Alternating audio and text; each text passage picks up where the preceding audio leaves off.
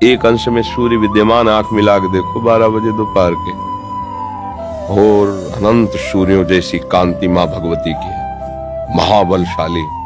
त्रिभुवन में कोई पैदा नहीं हुआ कि अपने स्वरूप में आ जाए, उनसे आंख मिला ले कोई। भगवान शंकर भी चरणों में लौट गए नहीं लौट गए। ये बात ध्यान रखना कि ये माँ कोई ऐसी माँ नहीं है प्राकृतिक, ये आद्या शक्ति चिदानंद माँ है।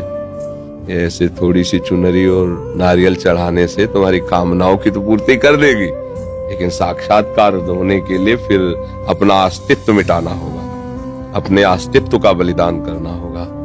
अस्तित्व का बलिदान, पूर्ण समर्पण और उन्हीं का केवल चिंतन आ जाएंगे, क्योंकि वही है, दूसरा कोई है नहीं।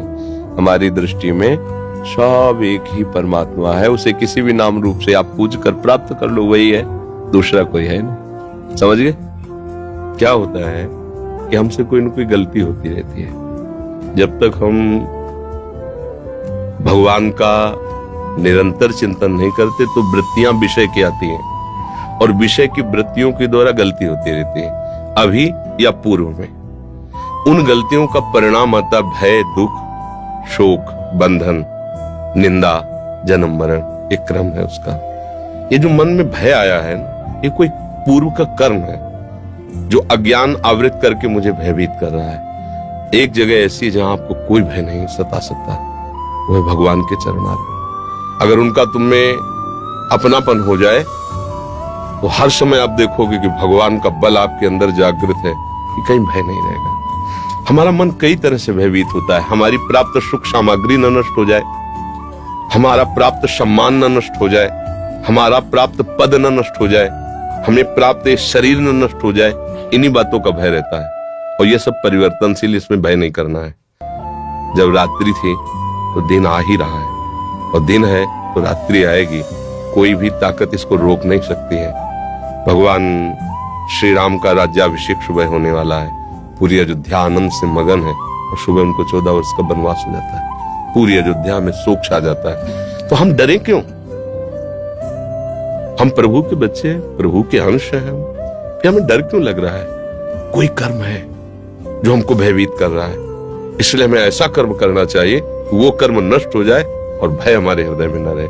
भगवान की शरणागति का पहला लक्षण है निर्भय, दूसरा है निश्चिंत, तीसरा है निशोक।